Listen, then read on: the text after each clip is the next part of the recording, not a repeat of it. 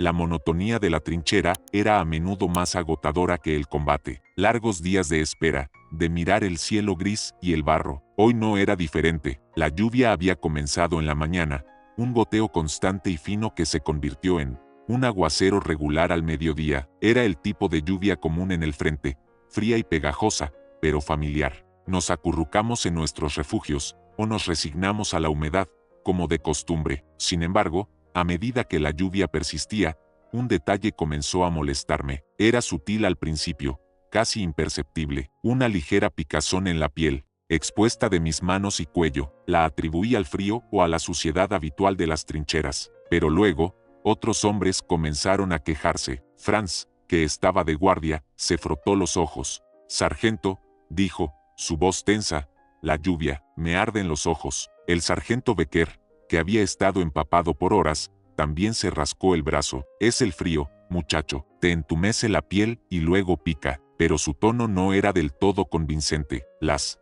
quejas aumentaron. No eran quemaduras graves, ni ampollas como las del gas mostaza. Era una irritación persistente, una sensación de que la piel estaba incómodamente caliente y picaba, como si hubiéramos estado expuestos a un irritante leve, pero constante. Los ojos se enrojecían y lagrimeaban. Intentamos cubrirnos más, pero incluso a través de la ropa, una sensación de incomodidad se filtraba. La lluvia continuaba cayendo, un velo gris que nos envolvía, pero ahora, cada gota parecía llevar consigo algo más, una cualidad extraña que la transformaba de una molestia natural a una fuente de misterio y creciente ansiedad. Era la lluvia ardiente, y cada una de sus gotas anómalas sembraba la semilla de una inquietud inexplicable en el frente. La picazón persistente se convirtió en el tema principal de conversación en la trinchera. No había heridas visibles, solo una incomodidad generalizada que afectaba a todos los que habían estado expuestos a la lluvia. Algunos hombres tenían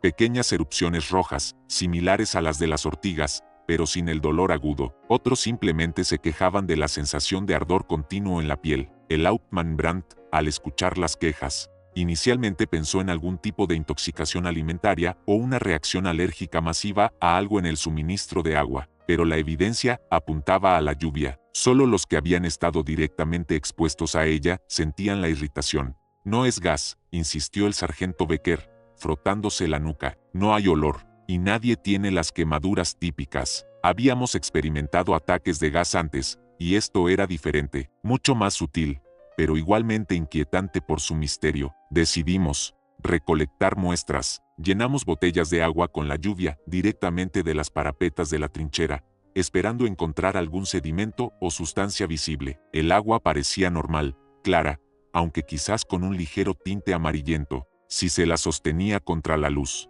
No había partículas flotantes obvias. La situación era frustrante. Nos sentíamos enfermos, pero sin una causa clara, sin un enemigo visible. La lluvia, un elemento tan común y esperado en el frente, se había convertido en la fuente de un enigma irritante. La picazón persistente en nuestra piel era un recordatorio constante de que algo anómalo estaba sucediendo, una amenaza silenciosa que caía del cielo. La lluvia finalmente cesó después de casi 36 horas, y con ella, la picazón comenzó a disminuir gradualmente, pero la intriga persistió. El Hauptmann Brandt había enviado las muestras de lluvia a la retaguardia, a un laboratorio de química militar, para su análisis. La respuesta tardaría días, quizás semanas. Mientras tanto, el sargento Becker y yo, en nuestra propia iniciativa, decidimos investigar el entorno de la trinchera. Si no era gas, y si la lluvia misma era el irritante, ¿de dónde venía? ¿Había algo en el aire que la lluvia estaba recogiendo?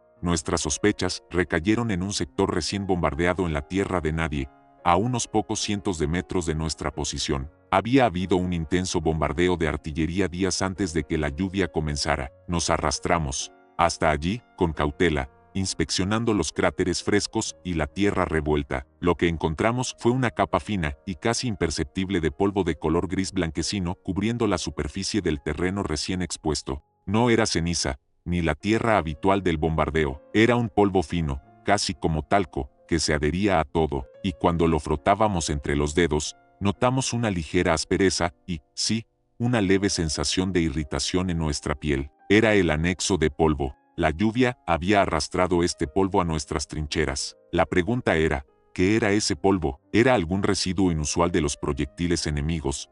¿O algo que el bombardeo había desenterrado de la tierra? El misterio de la lluvia ardiente comenzaba a desenmascararse, revelando que la fuente de nuestra irritación no venía directamente del cielo, sino de la tierra destrozada por el impacto de la guerra.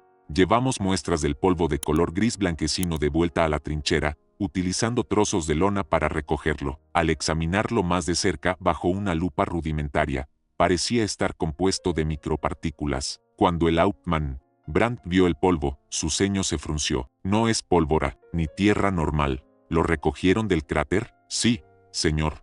Respondí, y causa la misma picazón. Brandt envió una segunda muestra, esta vez del polvo, al laboratorio de la retaguardia. La espera era tensa. Mientras tanto, especulábamos. ¿Era un subproducto de un nuevo explosivo? ¿Algo de un proyectil químico que no habíamos detectado? Días después, llegó la respuesta del laboratorio. El informe era conciso y alarmante. El polvo era un residuo fino de un impacto de alta energía que contenía trazas significativas de minerales poco comunes y, lo que era más preocupante, compuestos de sílice cristalina muy fina en una forma aerodinámica, junto con trazas de metales pesados. La combinación de estas partículas microscópicas, cuando se humedecía, actuaba como un irritante físico y químico leve para la piel y las membranas mucosas. La teoría era que los proyectiles de artillería, al impactar en cierto tipo de terreno o al contener algún tipo de material experimental, habían pulverizado la roca y los minerales locales, o quizás el propio proyectil había dispersado sus componentes de esta manera.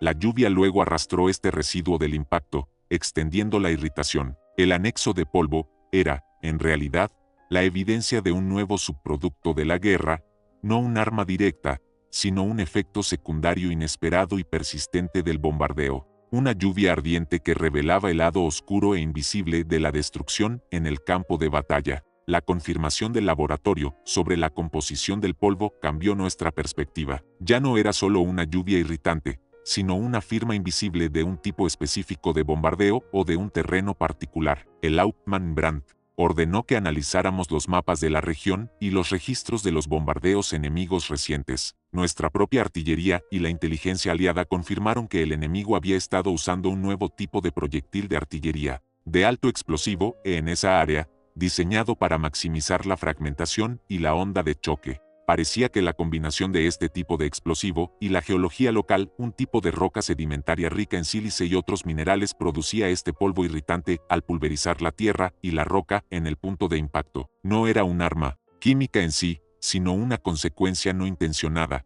pero efectiva, de la devastación. El polvo finísimo permanecía en el aire y en la superficie, esperando la lluvia para ser transportado y causar su efecto irritante. Era una forma de guerra química accidental, o al menos un efecto secundario que los ingenieros enemigos probablemente no habían previsto o no habían considerado relevante. La firma invisible de este polvo irritante se convirtió en una nueva herramienta para la inteligencia. Si detectábamos la lluvia irritante en otros sectores del frente, sabríamos que el enemigo había utilizado ese tipo específico de proyectil o que estábamos en una zona con esa geología particular. Esto nos permitiría anticipar un nuevo tipo de ataque pasivo o, al menos, preparar a nuestras tropas para la incomodidad. La lluvia ardiente había desvelado una capa más profunda de la guerra moderna, no solo la destrucción directa, sino también los efectos residuales y las consecuencias imprevistas de la tecnología militar en el propio entorno. Con el conocimiento de la firma invisible y la composición del polvo,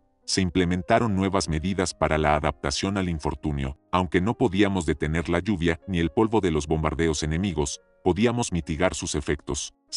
Distribuyeron ungüentos protectores y lociones calmantes para la piel. Las órdenes para las patrullas en días de lluvia incluían el uso de gafas protectoras y pañuelos húmedos sobre la boca y la nariz para filtrar las micropartículas. Se enfatizó la importancia de cambiarse de ropa mojada y ducharse cuando era posible para eliminar el irritante de la piel. Los médicos de campaña comenzaron a familiarizarse con las erupciones de la lluvia ardiente, diferenciándolas de las quemaduras de gas reales. La moral de los hombres mejoró ligeramente al saber que no era un nuevo gas venenoso y que la irritación era temporal, aunque incómoda. La lluvia ardiente se había convertido en un nuevo peaje de la vida en la trinchera, un recordatorio constante de que la guerra podía afectarte de formas extrañas e inesperadas. La adaptación al infortunio se convirtió en una habilidad vital, mostrando la resiliencia de los soldados frente a un enemigo invisible y una amenaza ambiental generada por el propio conflicto. Aunque la irritación por la lluvia ardiente no era letal,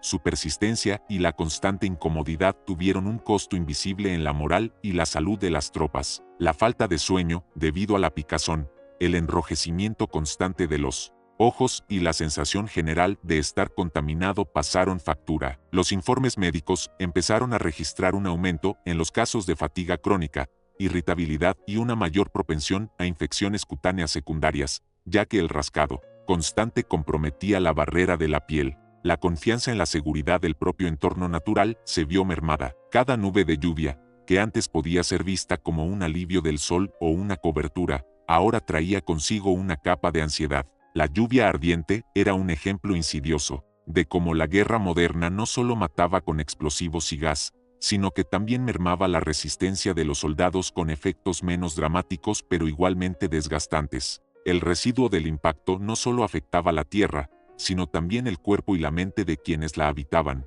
Este costo invisible fue un recordatorio sombrío de que incluso las armas no intencionadas de la guerra podían ser un enemigo formidable, que atacaba la psique tanto como la fisiología. La guerra se libraba en múltiples frentes, y uno de ellos era la lucha constante contra el propio entorno, transformado por la mano destructora del hombre. Con el tiempo, la lluvia ardiente se convirtió en otra de las muchas peculiaridades sombrías del frente. Aunque la contramedida de ungüentos y protección ayudó, la memoria de las gotas anómalas persistía. Los soldados de ese sector siempre estarían más atentos a la calidad de la lluvia, una lección aprendida con incomodidad y recelo. La información sobre la firma invisible del polvo fue compartida con otros frentes y aliados. Se añadió un nuevo capítulo a la creciente lista de los efectos secundarios, inesperados y brutales de la guerra industrial. La ciencia de la destrucción no solo creaba armas, sino también subproductos ambientales que se convertían en amenazas por derecho propio. Para nosotros, en las trincheras,